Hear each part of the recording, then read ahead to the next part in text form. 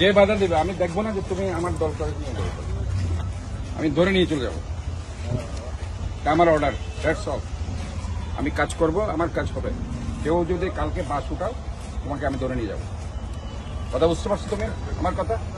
তুমি কে অমুককে আমি আর দেখবো না, উঠাই নিয়ে চলে যাবো আমি। কথা তুমি আমার কথা বুঝতে পারছো তুমি?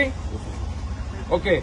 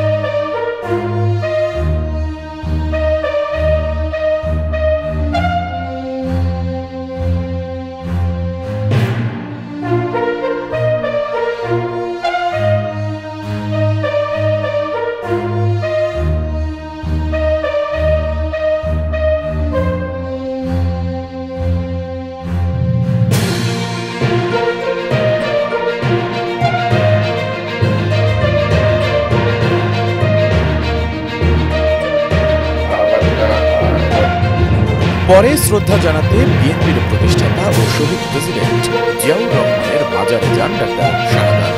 এ সময় তার সাথে উপস্থিত ছিলেন বিএনপি মহাসচিব মির্জা ফখরুল ইসলাম আলমগীর সহ দলটির নেতাকর্মীরা। এর আগে 2021 সালের 27 জানুয়ারি চসিকের ষষ্ঠ পরিষদের নির্বাচন অনুষ্ঠিত হয়েছিল। আনুষ্ঠানিক ফলাফলে 3,69,000 ভোট পেয়ে মেয়র হিসেবে নির্বাচিত হন আওয়ামী লীগ প্রার্থী রেজাউল করিম। তার নিকটতম প্রতিদ্বন্দ্বী বিএনপির মেয়র প্রার্থী ডাক্তার শাহাদাত হোসেন ধানের শীষ প্রতীকে পেয়েছিলেন 52,489 ভোট। এরপর ভোটে কারচুপির অভিযোগে মামলা করেন ডাক্তার শাহাদাত। এদিকে ছাত্র জনতার আন্দোলনে গত 5 আগস্ট আওয়ামী লীগ সরকারের পতনের পর অন্তর্বর্তী সরকার গত 19 আগস্ট দেশের 12টি সিটি কর্পোরেশনের মেয়রকে অপসারণ করে। এর মধ্যে 1 অক্টোবর আদালত আওয়ামী সমর্থিত চট্টগ্রামের তৎকালীন মেয়র রেজাউল করিম চৌধুরীর নির্বাচনের ফলাফল বাতিল করে বিএনপি নেতা ডাক্তার শাহাদাতকে মেয়র ঘোষণা করে রায় দেন।